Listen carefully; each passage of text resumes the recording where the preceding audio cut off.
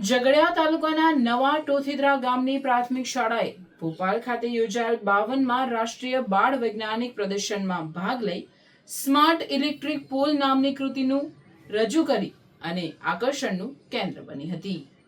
52મું રાષ્ટ્રીય બાળ વૈજ્ઞાનિક પ્રદર્શન 2025 ભોલાવ મધ્યપ્રદેશ ખાતે 18/11/2025 થી 23/11/2025 દરમિયાન યોજાયું હતું, જેમાં સમગ્ર ભારતમાંથી બાળ વૈજ્ઞાનિકો પોતાની કૃતિ લઈને આવ્યા હતા।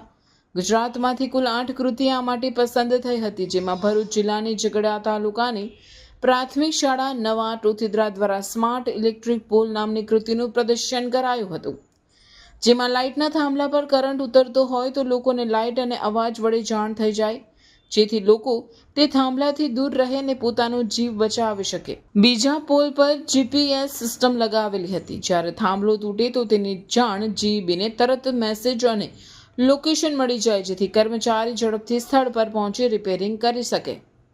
આ કૃતિ મુલાકાતીઓ માટે આકર્ષણનું કેન્દ્ર બની હતી, જેમાં શાળાના માર્ગદર્શક શિક્ષક ઉર્વેશભાઈ પટેલ તથા વિદ્યાર્થી ભાવિક માછી અને ઝૈનિલ પટેલ આ બાળ વૈજ્ઞાનિકોએ ઉત્સાહપૂર્વક ભાગ લઈ ભરૂચ જિલ્લાનું અને ગુજરાતનું ગૌરવ વધાર્યું હતું।